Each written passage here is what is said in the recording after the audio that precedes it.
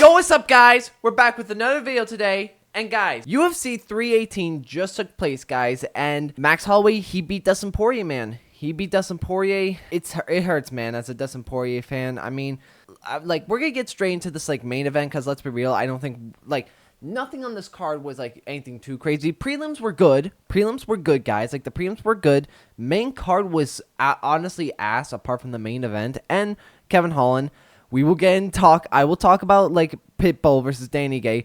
YouTube literally deleted my community post I made. I don't know if any of you guys saw that, but they literally deleted it. I'm actually still pissed. We'll get into that. We'll get into that when we get there. But let's just talk about the main event with Max Holloway and Dustin Poirier. Great fight. It was a great fight. I think that, in my opinion, I think Max Holloway won the first, third, fourth, and fifth round. I think he won those rounds pretty clearly. The second round, in my opinion, I think Poirier did because, yes, Holloway was able to wobble and rock Poirier in the start of the round, right? And then he kind of was able to, cruise his way to, the rest of the round. But Poirier was able to hit him good towards the end of the round. He caught him a couple times, and then he really rocked him. He dropped him, tried to do a guillotine.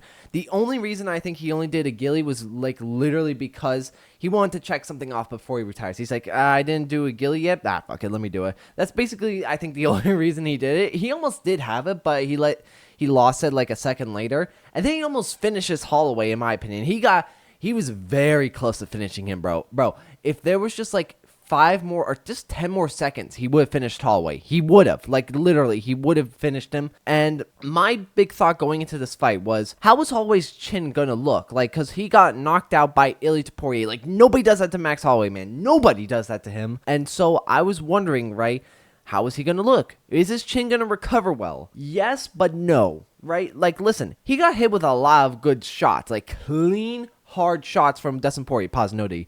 But he got hit with some clean shots by Dustin Poirier, right? And he ate them. But at the same time, there were some that he just, got hit with, especially in the start of, the earlier rounds. He got hit with, really good shots, and he kind of, he didn't crumble. He didn't definitely do that. The only good shot Poirier did that almost finished him was that second round, to, literally 10 seconds before the round ended, right? That was Poirier's best shot he landed, and he almost did finish him. I would say Holloway still has a good chin, but I don't think it's nowhere near where it once was, right? He still has a really good chin. He, was able to, eat a lot of good shots from Poirier, but I don't think that I think he would still get knocked out by Poirier. And the fact that Holloway called out to Poirier, listen, it makes sense, right? Because he does have a win over Gaethje and Poirier. I swear to God, the UFC better put Holloway higher in the rankings than Justin Gaethje. Okay, Poirier did better against Max Holloway than Gaethje did against Holloway. I have no clue why we still, these are just some dumb motherfuckers. They have Gaethje above Holloway still. I have no clue how they have this motherfucker.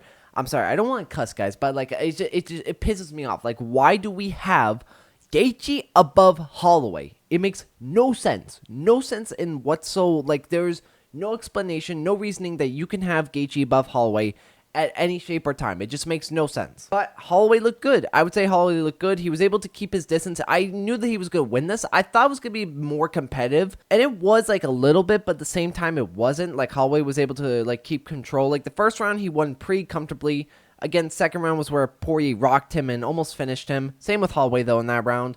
Then round 3, it's more competitive. Holloway, I felt was a bit worried. I felt after he got rocked bad by Dustin Poirier, he recovered good, but I felt he was still nervous. I feel he was still a bit hesitant. He was he was kind of a little bit keeping on the back foot. I wouldn't say that, but he was I felt he was a bit hesitant a little bit. I might be wrong on that, but I feel that's why I thought in the third round. But then as the rounds kept going, he felt more comfortable and he felt completely fine. Once we got into the fourth round, he felt good. Poirier retiring, they gave a good promo video for his retirement. It's sad. I'm not gonna lie, guys. I low-key shed a little tear. As a Poirier fan, it might be cringe. I don't give a shit.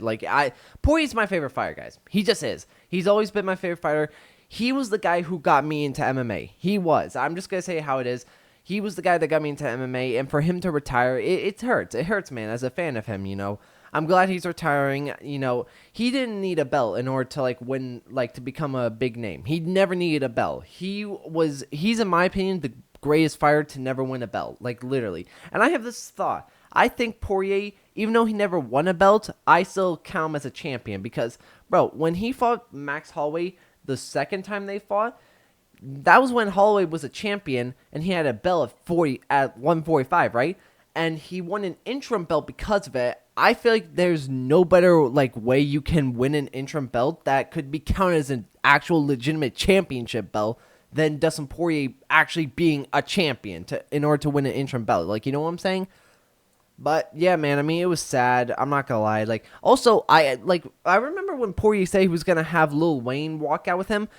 He walked out, but he didn't play any music. Like, what was going on? Like, I bet you Dana White was like, nah. What's the question? What's the question? Why didn't we have Lil Wayne on? What, like, do a song? No, we don't care. Like, the kid's not popular enough, man. I mean, I don't know. He probably would say something like that. He's probably saying it right now because as I'm recording this, they're doing the post-fight press conference right now. You know, that's how it is. It was a good fight. I would say it's probably fight of the night, you can argue. I would say there's some good fights on this card. Like, prelims were really good. All of them were finished except for like 2 or 3 of them, I believe.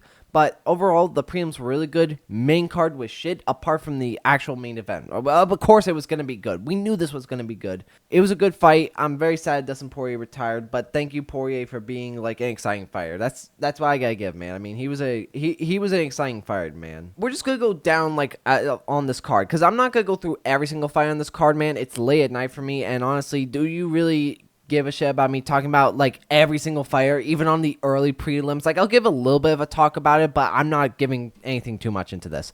For the co-main, we had Paulo Costa and Roman Kopylov. Paulo Costa looked good. Paulo Costa looked really good. He did. I would say he actually looked really good on the feet. His striking looked somehow better than Roman Kopylov. I thought Roman Kopylov was good.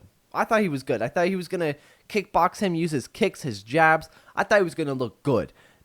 Did not look good at all. He looked shit. He looked shit. He got outboxed by Paulo Costa. That's crazy. We live in a world where that is. But I would say Paulo Costa, he looked really good. Like, he genuinely looked really good. His striking looked good. Very clean. Very sharp. I felt like he bit down on the mouth guard, the mouth guard a lot in this fight. I felt like he did that a lot. And there's not much really can say, right? He called out Kamza, talking about how he DM'd his wife and all that stuff. All that drama, we'll get into there whenever they fight or something like that. It's very interesting. It helps build up this potential fight that could happen, right? But I mean, if I'm gonna be honest with you guys, after like this, like we were halfway through the second round, I was watching this with my pops, right? Because we're not paying for this. I mean, I'm sorry, I'm not paying for like this pay-per-view. This is a fight night card. If it wasn't for Holloway and Poirier, this is a fight night card. That's just how it is. But, like, around halfway through this fight, I was like, yeah, Paulo Costa's winning this fight. Roman Kopylov is not doing anything to change the fight. He's not changing any game plans or anything like that. Paulo Costa's just keeping his jab, his combos, and everything. He's just beating up Roman Kopylov. So I was just like, you know what? I'm going to watch Manny Pacquiao fight. Bro, Manny Pacquiao actually looked so damn good in that fight. Bro, I'll get into a little bit of it. Manny Pacquiao actually looked so good in that fight. He's like 46 years old and he's whooping up these young prospects. That's crazy. And for a world title, it's bullshit. It went to a draw. He should have won that. But regardless, Paulo Costa looked pretty good. He looked pretty good. I'm not sure who you give him at the moment. Maybe you can give him a Roman Dolidze, someone like that. I'll think about it when I make my what's next for these fighters video, like tomorrow. We'll see how that goes. But yeah, Paulo Costa looked really good. All right, now for the featured bout, we had Kevin Holland versus Daniel Rodriguez. Bro, man, like, I'll tell you what, Kevin Holland's a bum. He just is. I can't believe Kevin Holland somehow lost to Daniel Rodriguez. How do you lose to a 38-year-old guy, Daniel Rodriguez? Daniel Rodriguez is not that good. He's a decent, like, unranked welterweight. Don't get me wrong. He's got good crisp boxing. His boxing is decent, but, like, he's not that good. Like, he just is not. How do you somehow go, like, how are you losing to him on the feet? Come on, like, Kevin Holland. I mean, I don't like Kevin Holland. I'm kind of glad I got this one wrong because, like, bro, no, I don't like Kevin Holland. I hate this dude. The way he disrespected Rampage was just so, like, unbelievable to me. And he just got an ego. He really does have an ego. And, like, I will say, all the shit I'm talking about Kevin Holland, he does have, like, a dog in him. Like, I feel like, bro, he almost finished Daniel Rodriguez in that third round, and I was so pissed off because, like, he could have finished him. He could have won this fight so easily. Like, this is the type of fight where the better man lost the fight. That's really what happened. I felt like Kevin Holland, It's not like he had the dog in him. It's more like the fact that like he kind of like gave up a little bit. I felt like when he got rocked in that first round by Daniel Rodriguez, he was like, I don't know how I'm gonna do this. He kind of had like a Leon Edwards mindset when things weren't going right for him. Then in the second round, he gets rocked bad.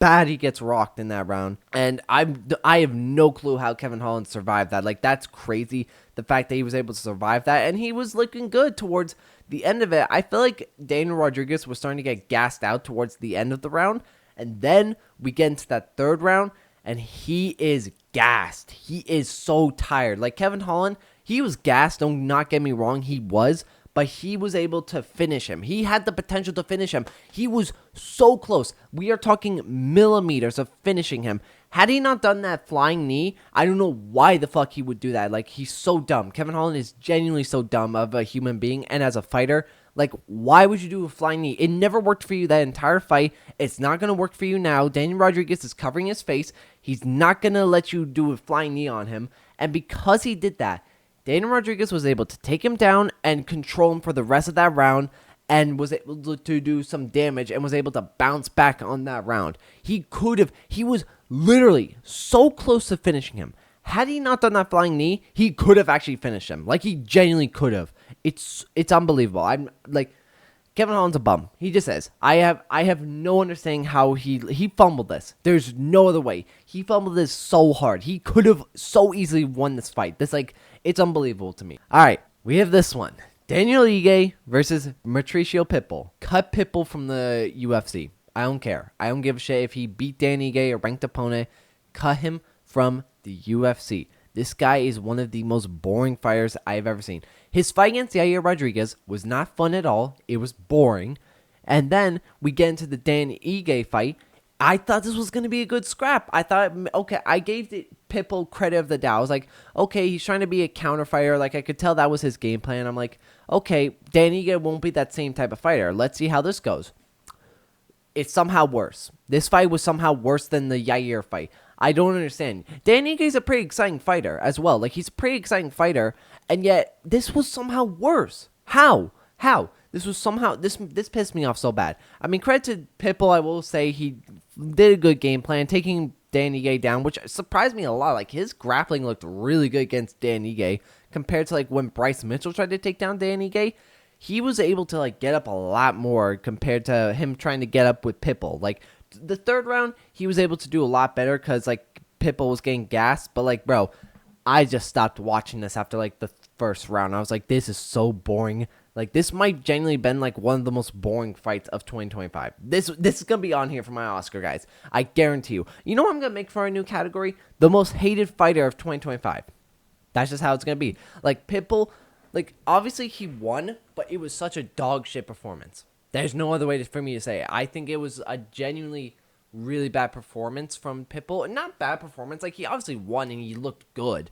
But, like, it was just such a boring fight. Like, I don't care if he won. Come from the sport. We do not need Pitbull in the rankings or in the UFC. He brings no value to the sport, in my opinion. All right, we have Michael Johnson versus Daniel Zellhuber. Big upset here. Big upset. But I will say, I did think, I'm not too surprised that Michael Johnson won this fight because I had a feeling he would have won this fight because he does have the power. He does have the speed. What happens? Drops Zellhuber in that second round. I mean, come on now. Come on. I'm listen, I know I got this one wrong. I know I did, but I was not surprised at all. And it was nice seeing Michael Johnson getting a win on his column, man. It was nice to see him winning again. And title run from Michael Johnson.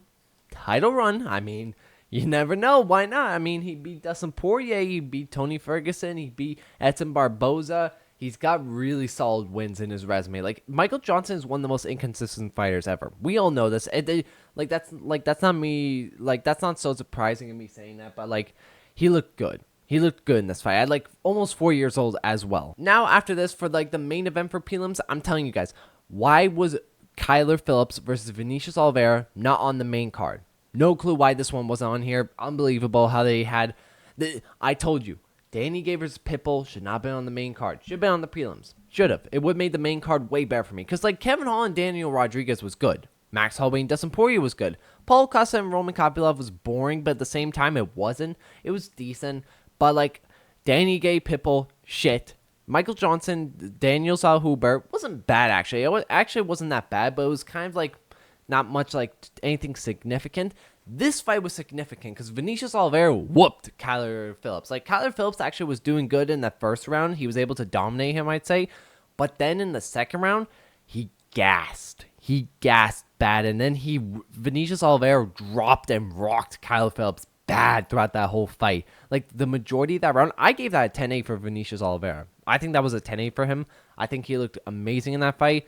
I think he looked really good. I think he is a very difficult fighter to fight with because the way he fights is so awkward. He's literally standing. Like, he's literally standing. His arms are down, and yet he's somehow able to catch fighters. Whereas Kyler Phillips, he's in a traditional stance, and yet he can't land like anything much on Vinicius Oliveira. I have no clue how it is, and he looks gassed. Like, Vinicius Oliveira looks so gassed, but like, he's hitting him. Like, he's doing good. Like, it's a weird phenomenon with this guy, Vinicius Oliveira, but he looked good. All right, now the last major fight on this card, I would say, I'll talk about a couple more fights here, but the last major one for me was Marvin Vettori versus Brendan Allen. It's sad that Marvin Vettori lost. Like, I honestly do not like Brendan Allen. I think the way that he like handled his win was kind of like bad, because like, listen, I'm not sure if he meant this with like any bad intentions, but when he was saying he's not losing with his brother with him was kind of a little shit, I'm not gonna lie, because literally before they started this fight, they showed like a memoir video, like giving their condolences to Marvin Vettori's brother, who sadly passed away. I forgot to talk about that in my podcast, but rest in peace, his brother. I hope he's doing well, like in heaven and all that. I hope he's doing good. I feel bad for Marvin Vettori because that's your brother. Like, I couldn't imagine what that's like because I got two brothers. But I honestly thought, I don't know whether he meant that for any bad intentions, like Brendan Allen saying that. He probably didn't know it. Maybe he didn't realize that they were playing a like memorial video for Marvin Vettori's brother. Maybe he didn't know that. So he was like, all right, I'll say this. There's nothing wrong with me saying that.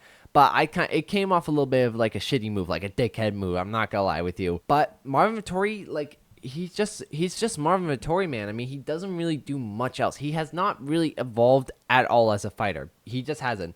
No head movement, decent striking, but no grappling. Like, he's kind of just one-dimensional. He just is. Like, the only thing that's going for him is his chin. And even then, like, Brendan Allen's somehow rocking Marvin Vettori. Like, he really is. I have no clue how he's doing it. But again, Marvin Vettori's chin still stays undefeated, though. Even though with me saying that, like, didn't get rocked. Well, he got a little bit rocked, but he didn't get dropped or anything like that. He got a little bit rocked, but that was it for him. Like, I mean, yeah. I mean, it's like Marvin Vettori is just Marvin Vettori. Like, I don't think he'll be ranked for much longer, if I'm gonna be honest with you.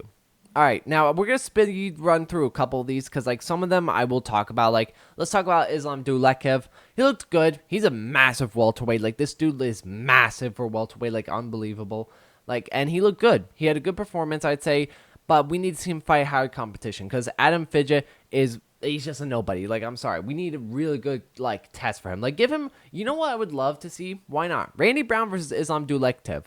Why not? Let's do it for the fun of it. Let's see how it goes. After that, we have Ryan Spann versus Lucas Brisigs. I got this one completely wrong. I thought Ryan Spann was going to look shit in this fight. He looked amazing. I think they're going to cut Lucas. They're going to cut him, bro. I think he's like 1-6 in his UFC career. Unbelievable. And the win he has is against Walter Walker. That's actually aged pretty well. Walter Walker looks pretty good. Do Ryan Spann versus Walter Walker. Why not? I say that's a pretty good fight. Let's see how that goes. But, you know, two good grapplers. Why not? I think that's a good test for him. The final person I will talk about, Bruno Ferreira versus Jackson McKeith. Bruno Ferreira wins by submission round 2. He looked really good, I would say. I thought he was going to knock him out in the second round, but no, he submits him in the second round. Looks pretty good. Nasty, like, submission he had on him. And I would say, dude looks so... am I wrong on this? Bruno Ferreira, in my opinion, he kind of looks bloated for middleweight. Like, I've always thought about that. I feel like Bruno Ferreira should move back down to welterweight. I don't know if he's ever been there, but I think he would do great at welterweight. He's kind of got like a similar build to like Joaquin Buckley, where he packs a lot of muscle, and he's short and stocky. Like, I feel like that would work really well for Bruno Ferreira if he moved down to welterweight, because I feel like he's a bit too small for these middleweights. I feel. Maybe I'm wrong on that, but I mean, yeah, good win for Bruno Ferreira. But guys, that is me giving my full card recap for UFC 318 Max Holloway versus Dustin Poirier 3. Let me know what you guys thought about this video. A little bit of a different one, you know, not much I can really say about this, but let me know what you guys thought about this. Leave a like, subscribe, and I will see you in the next video. Peace!